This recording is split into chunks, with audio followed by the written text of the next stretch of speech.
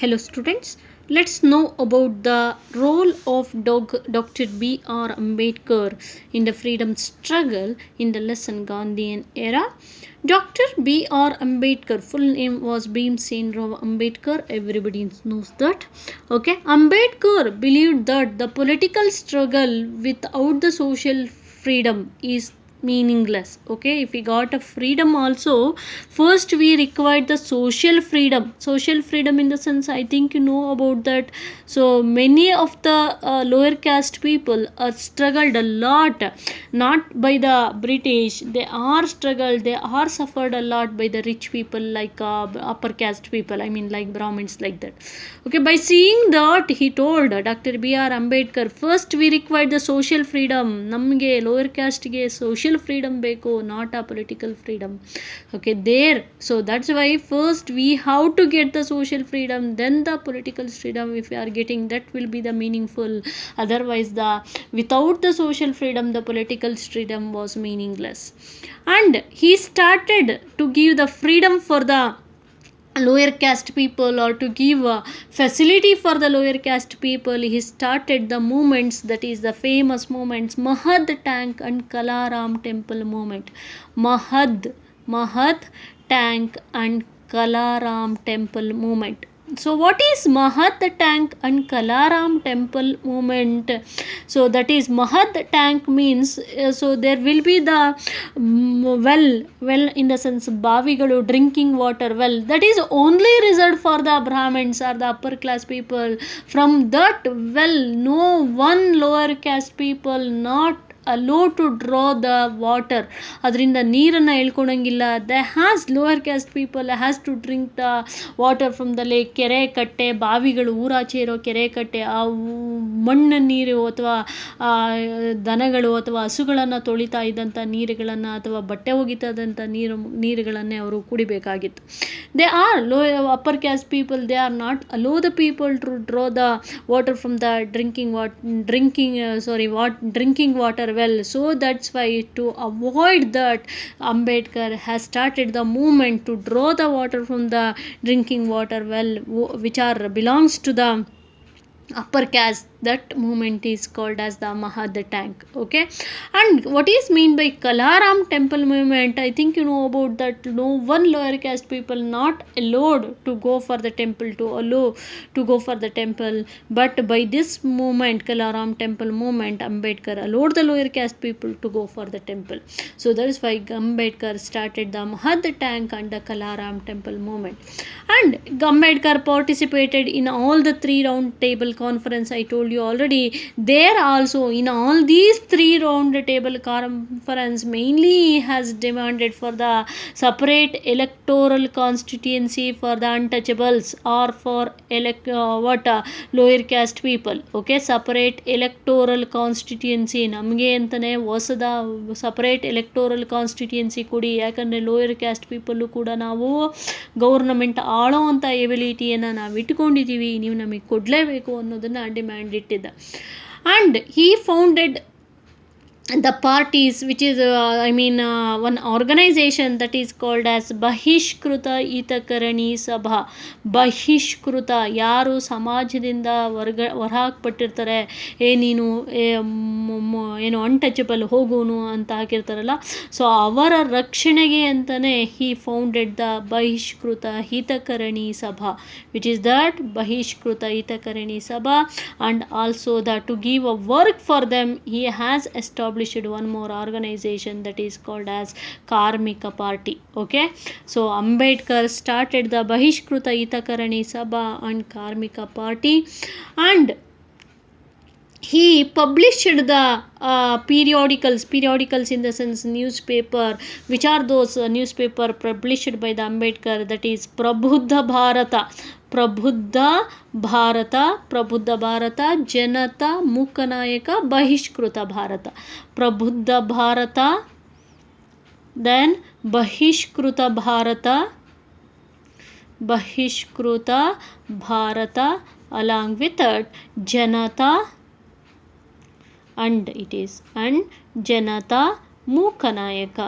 Mukha Nayaka. So these are the very important periodicals or the newspaper published by the Dr. B.R. Ambedkar. Which are those? Prabuddha Bharata, Bahishkruta Bharata, Janata and Mukha Nayaka. Through this periodicals or the newspaper, Ambedkar has wrote the many articles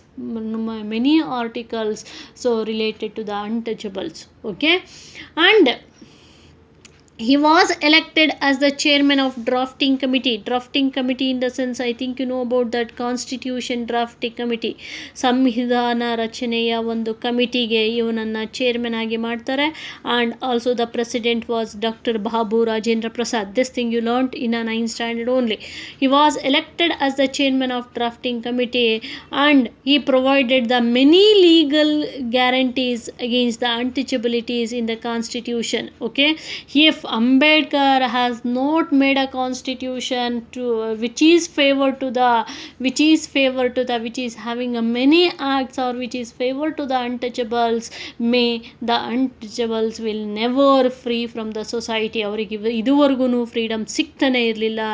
so almost of the untouchables who are the untouchables are there or who are the lower caste people are there, they has to worship the Ambedkar daily, not the gods, not Shiva, not because himself the Ambedkar was a god for them even till today or for the next days also, because Ambedkar has giving a permanent solution for the untouchables. Yes, very great person and very great ideal person. Being a lower caste people has come and take a very superior position in the Indian government, and he has struggled a lot for the freedom of the untouchables. That is the great, and we didn't see the like that ideal person again. We have to salute for the Ambedkar. Okay, we have to salute for the Ambedkar.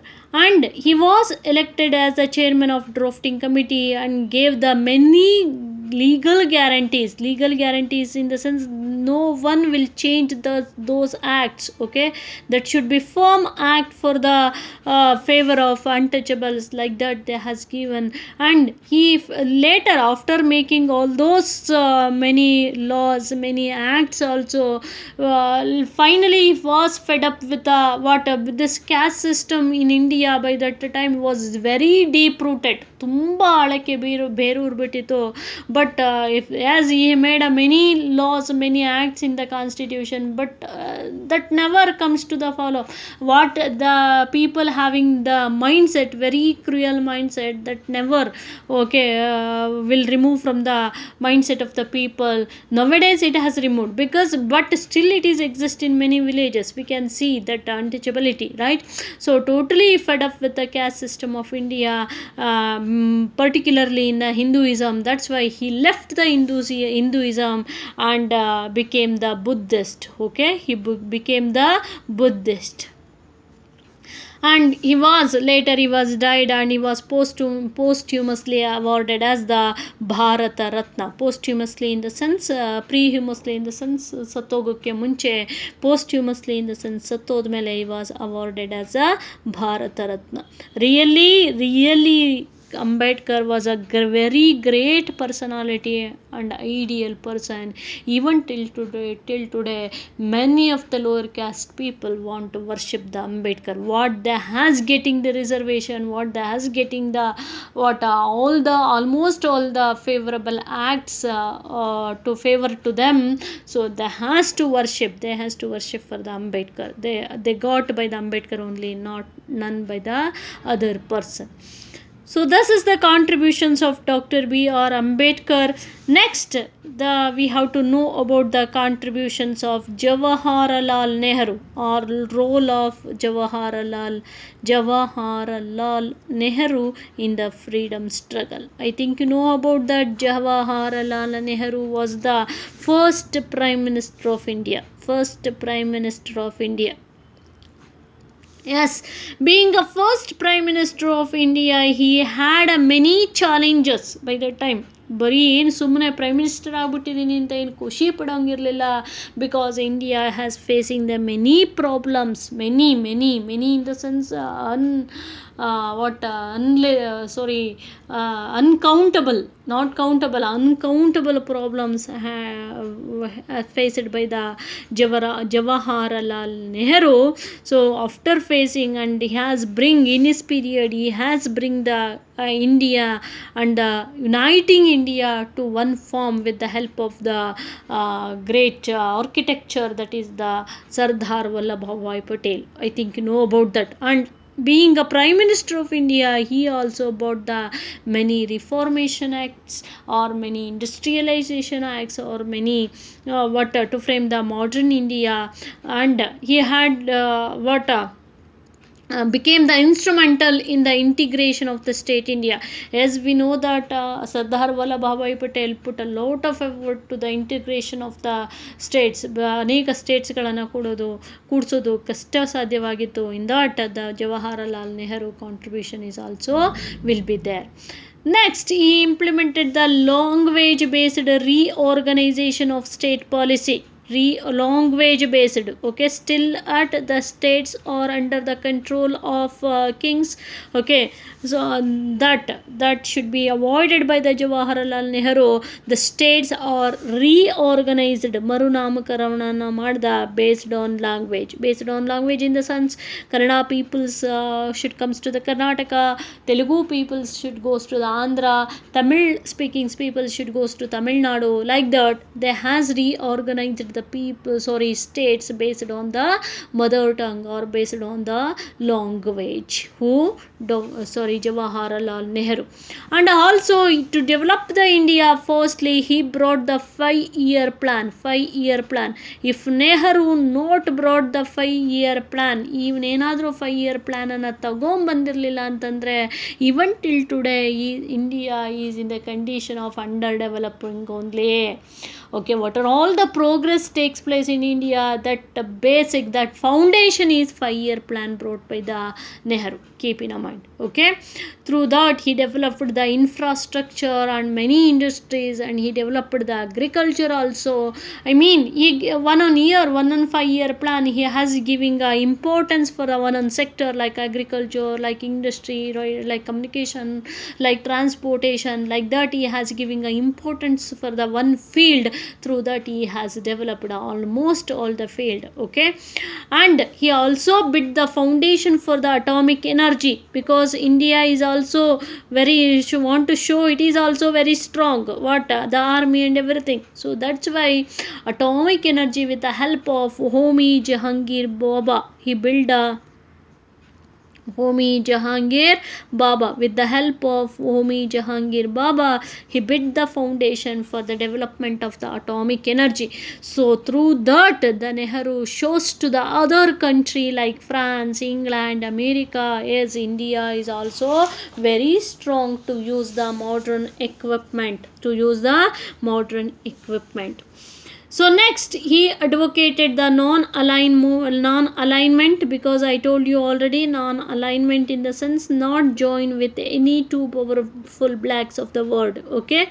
So he shows, or he advocated the non-alignment, and he signed the Panchashila principle with the China. Panchashila principles, I think you know about that. Before that, India and the China, always they were declared a war against each other. Now it is also going on to stop that. The Panchashila principles between the Chow and Law and the Nehru was signed, okay. So this is about the Jawaharlal Nehru. Next, we have to know about the role of Muhammad Ali Jinnah. Muhammad Ali Jinnah was called as the Pakistan Gandhi. Muhammad Ali Jinnah. Yes, let us know about the role of Muhammad Ali Jinnah. Muhammad Ali Jinnah is referred as the Pakistan Gandhi. He was called as the Pakistan Gandhi. He was called as what? Pakistan Gandhi.